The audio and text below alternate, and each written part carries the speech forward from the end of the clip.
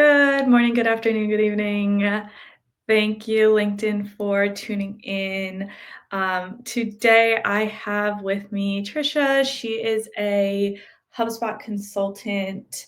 And Trisha and I, if you have not seen one of our sessions, I always say this. Trisha and I have been working together for a really long time, since I was a little baby marketer.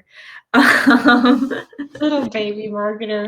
The most adorable baby marketer. Trisha tells a story about when I came into the room and she was like, "Yikes, this is who they are." They're making them young these days. But she luckily gave me a chance. I do remember you asking me some very hard questions at the beginning, testing me, and I guess I passed your test because we are. Apparently I've scared the ever loving out of a number of people. I don't know. I got the stone cold RBF face. I don't know what it is, but I have had a number of people being like, I was scared to death of you when I first met you. You were young, but oh my goodness. Uh you brought the goods.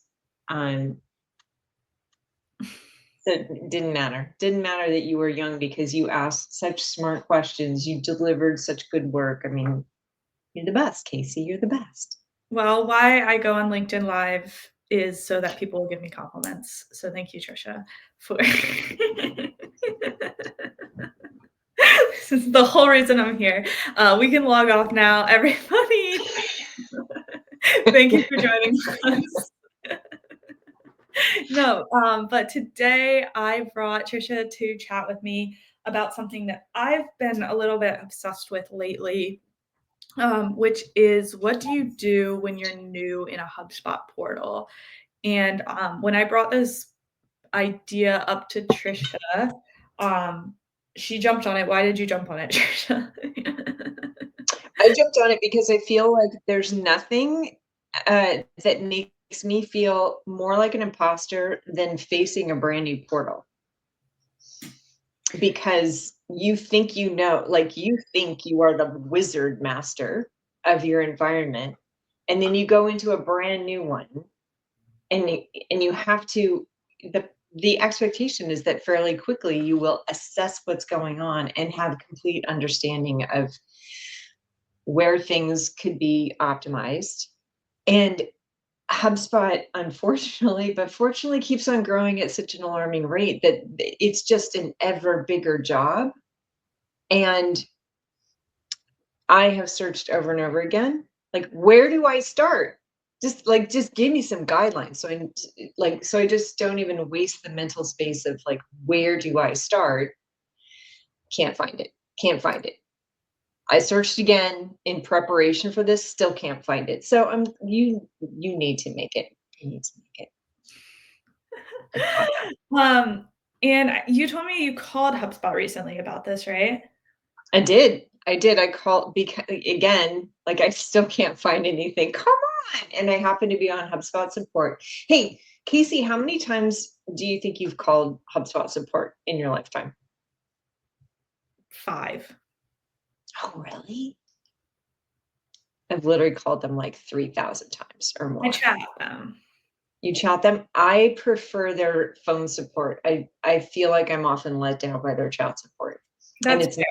it's not immediate enough. Okay. So good to know. But how many times have I chatted them? How many times have you chatted them? Hundreds, thousands, I don't even know. Yeah. A lot.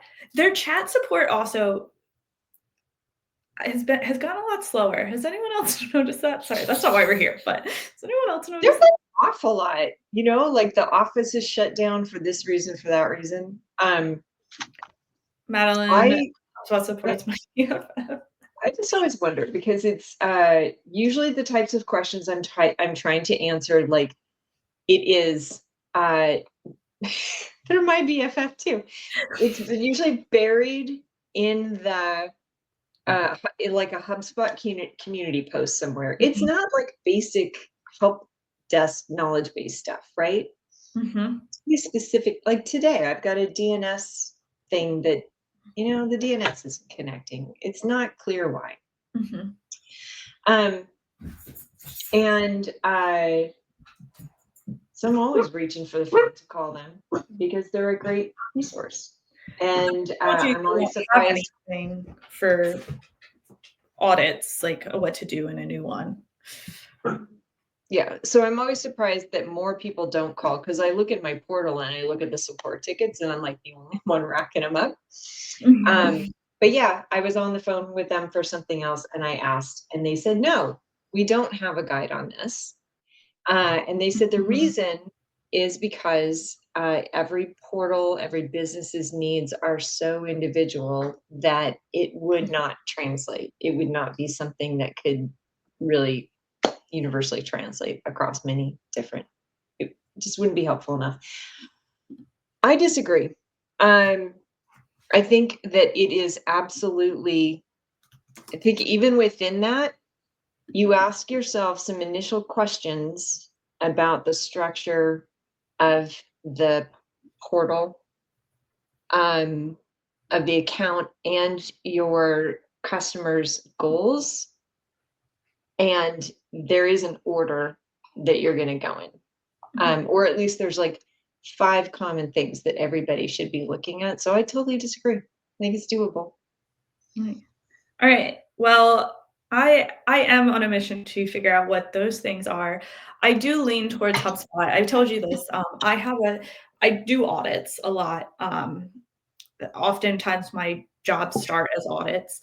But one thing that I do is I customize the audit pretty much every time.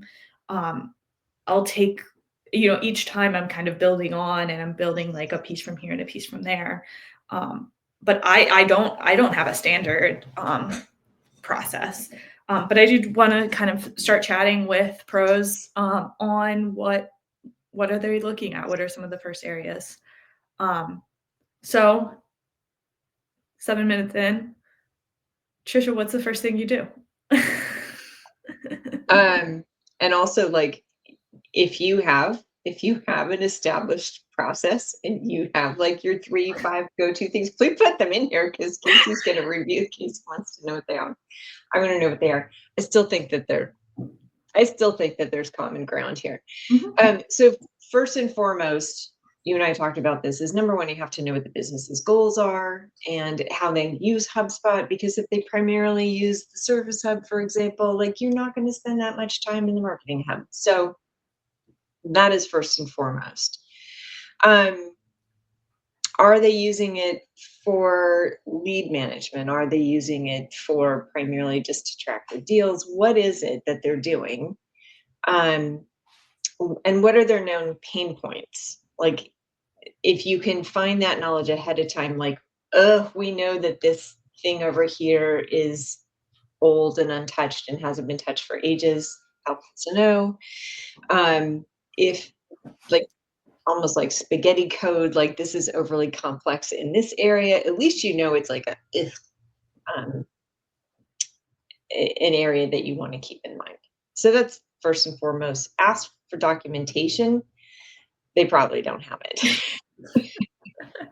Or it's probably old, but ask. And even if it is old, like, I think it at least will give you some breadcrumbs often to what was set up at some point, even if that thing isn't set up or running now. And it also might give you some ideas of like the thought processes that were prioritized also.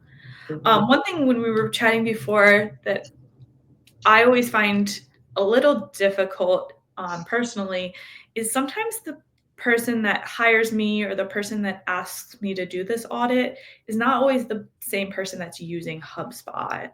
Um, and so there can sometimes be a disconnect there. Mhm. Mm. Yes, absolutely. So I think that that's also a thing to look at, is look at who is logging in. I don't know if you can see like volume of logins, but you can see recency of logins, right? Yeah.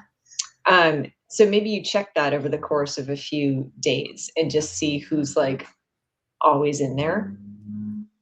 And that might give you some good clues on who your HubSpot partners are within the business.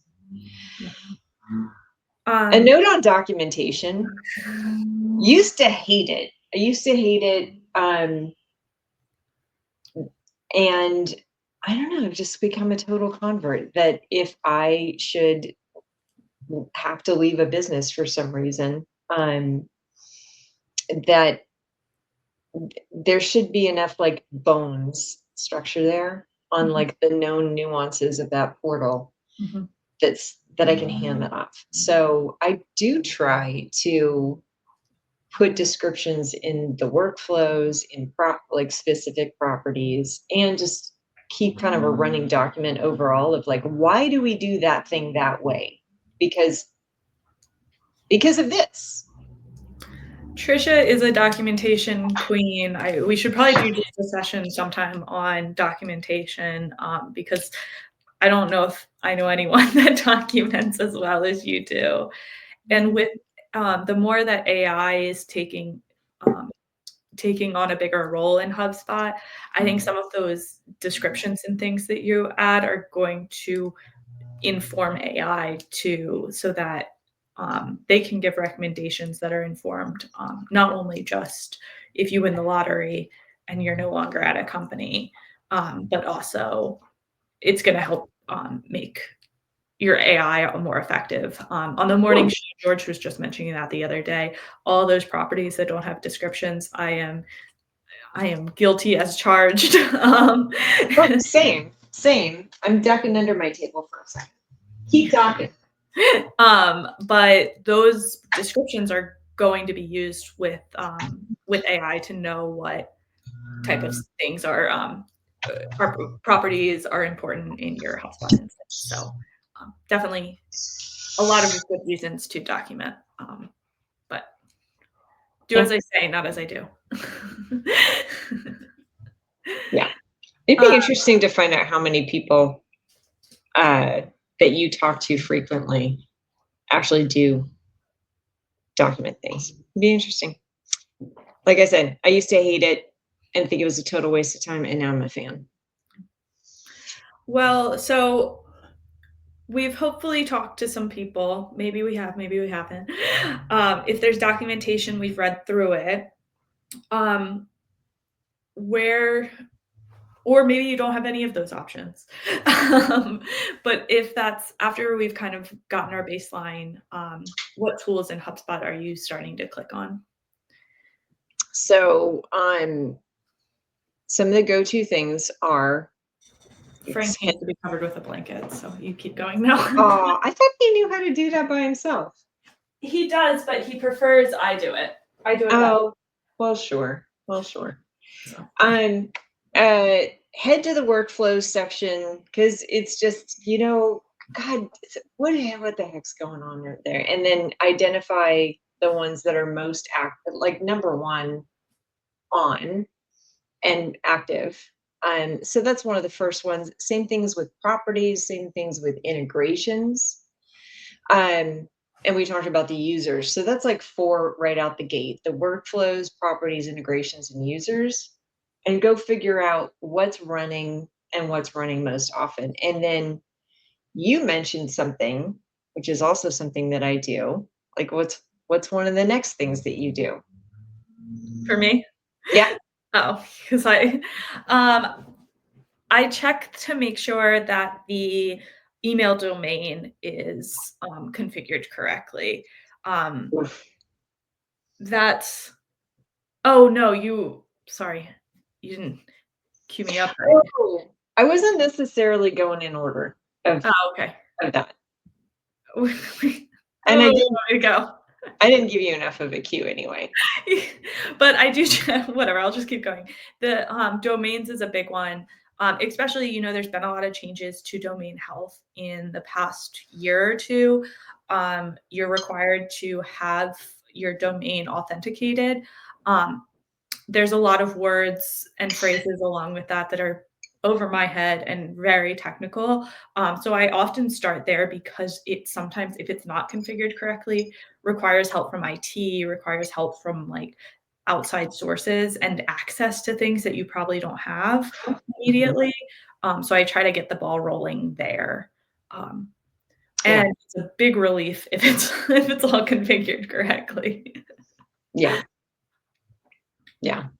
Um, Same. That was what I was working on earlier today. It's just like this thing that should take 5 minutes, it's not taking 5 minutes. So Mhm. get it done early. If one of the things your portal is doing is lead generation, then one of the things that I love to do is just fill out a form.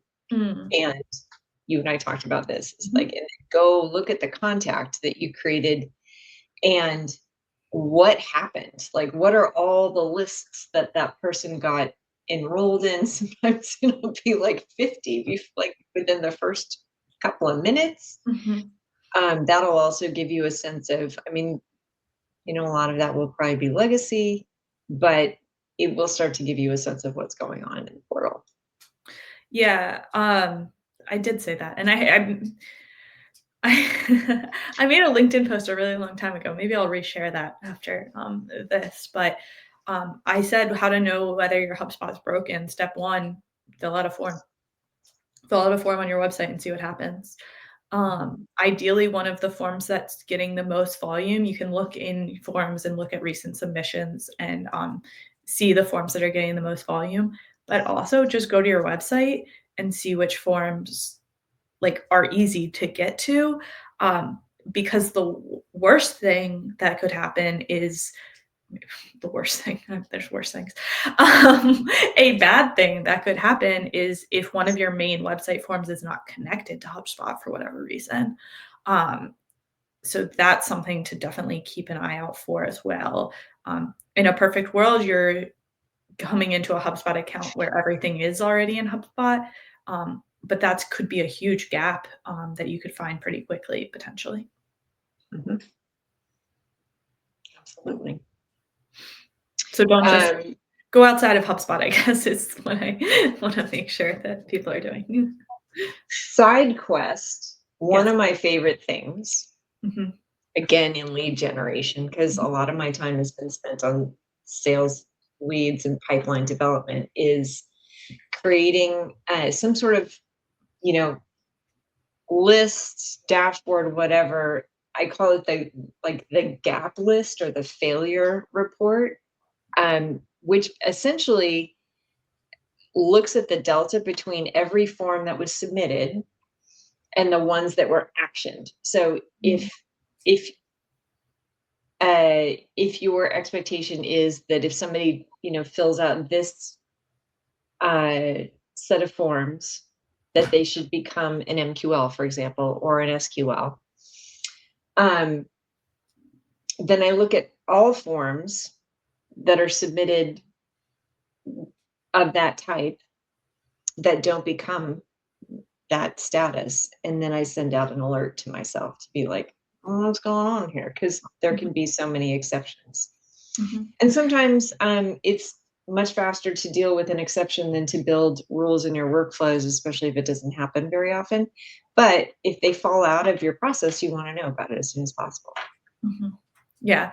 So, just to be clear, you have workflows set up that are like, if fills out sales request form and does not become an SQL, or maybe doesn't enter our sales handoff workflow, whatever, Add then it add it to a static list, and it's add it like to a a list that I static clear every day. I just go list. look at it every morning, address what's in there, clear it out.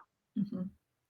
Um, yeah, that's a really great tip, 'cause, yeah, as you said, like, you can deal with the exceptions, one-off, but also then you're proactively identifying any gaps in your system too.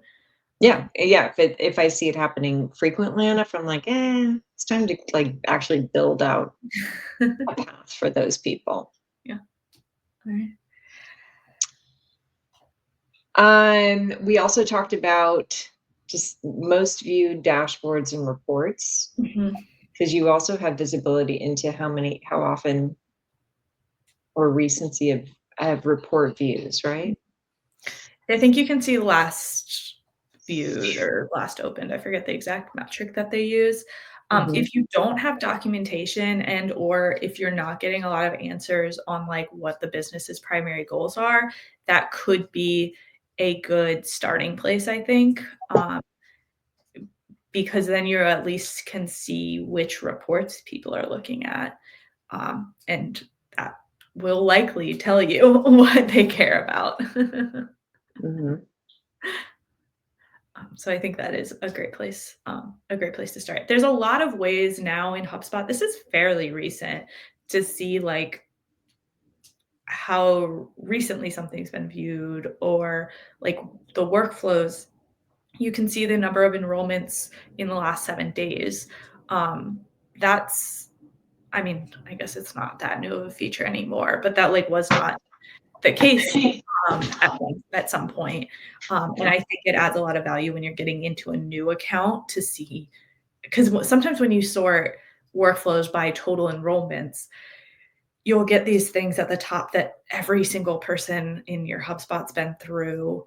Um, 'Cause it's a property setting workflow or maybe it's been on. Maybe it's something that's no longer in use, but it used to be really hot in mhm, 2022, but the mhm, workflow is still on. I love the 7-day feature. mhm. So definitely leverage that, I think, yeah. Mhm. Um, all right, so we talked workflows, we talked integrations, users, email deliverability.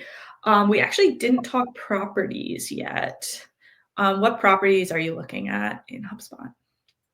Um, Definitely okay, so I like to look at the 2 things. Number 1, the ones that have the most people in them. Um, so I know that you can export them and see how many contacts are in each one. Mhm, So, like, export that and then sort it by number of people. So that's one thing. Um, but also custom properties. mhm. I always wanna take a look at the custom properties more specifically. Um, and then I don't remember if you can export this or not, or if there's a way to aggregate the data, but um, So there's a used used in, in. just to Yeah. be clear. So looking at how many times it's been used in, and you can click in there and see where it's being used, emails, forms, um, Mhm. whatever. But the other piece, the custom properties, so you can look at all users, um, and you can filter out HubSpot. That's going to be like your default ones, and Mhm. then you can see which properties are being used that are custom to, because sometimes those default ones get filled out automatically, or like email, like a lot of our contacts are going to have emails, um, ideally all Mhm. of them. So that's Mhm. another thing too. But okay, go to a property that's maybe used in some things. Okay, email, for Oh, example. I feel And right. can't you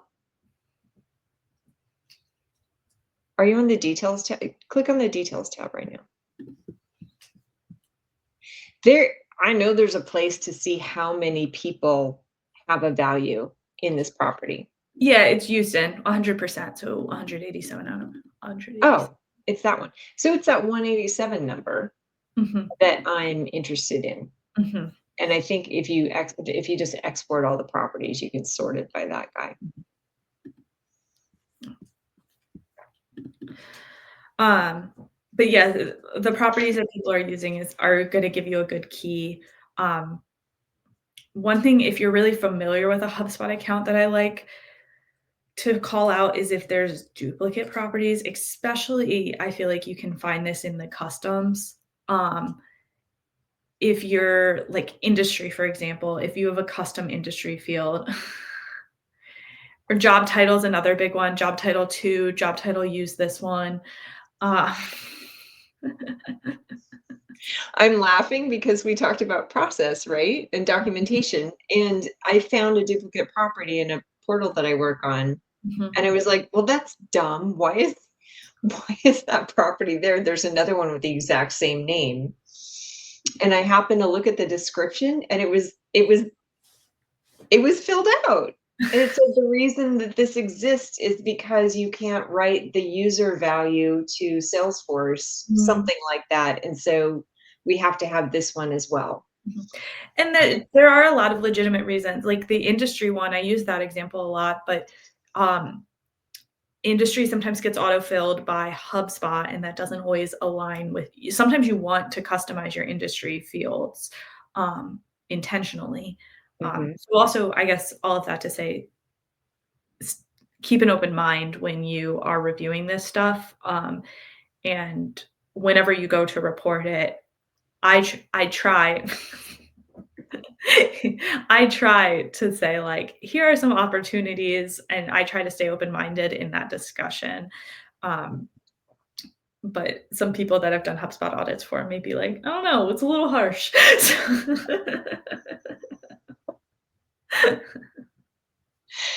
yeah. I try to run that through ChatGPT and say this nicer, because again, I don't know, the face, I can't do that live. say this nicer. I've been leaning into that hard lately. Yeah. Very cool. Alright, I'm looking at our list. I think, I think we're done. um, subscriptions and limits.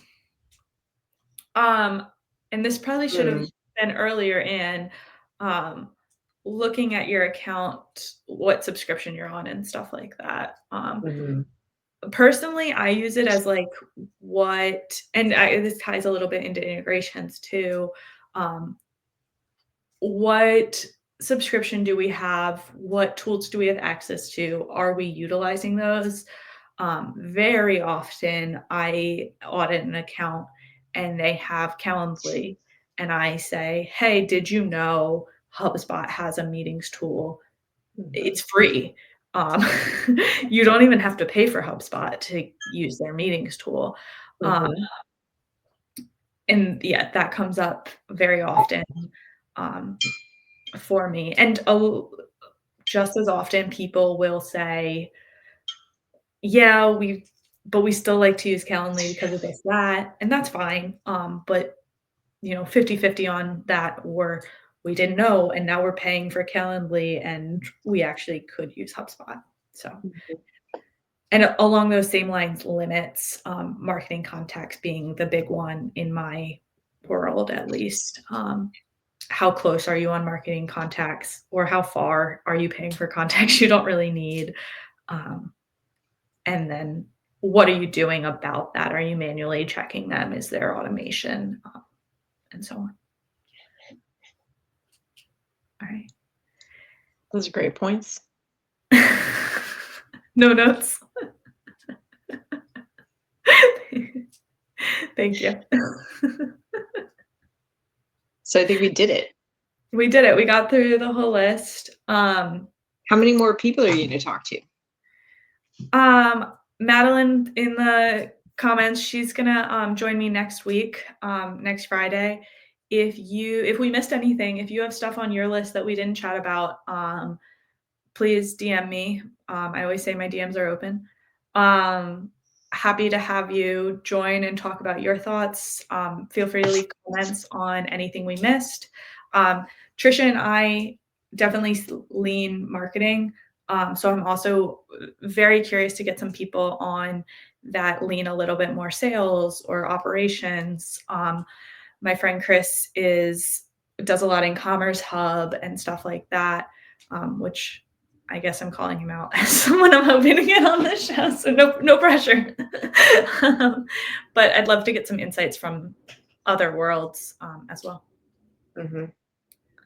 But Yeah. everybody's a little different, and to HubSpot's point, I find it to be kind of difficult to know where to start, and often I start looking in one of these areas, and then that leads me to, whatever the problem might be in the account. Mhm. Yeah, I'm interested. I still think that again, if you're spending all of your time in Ops Hub, you're gonna have a slightly different view for sure. However, I think you're still gonna look at properties. I think you're Mhm. still gonna look at anyway.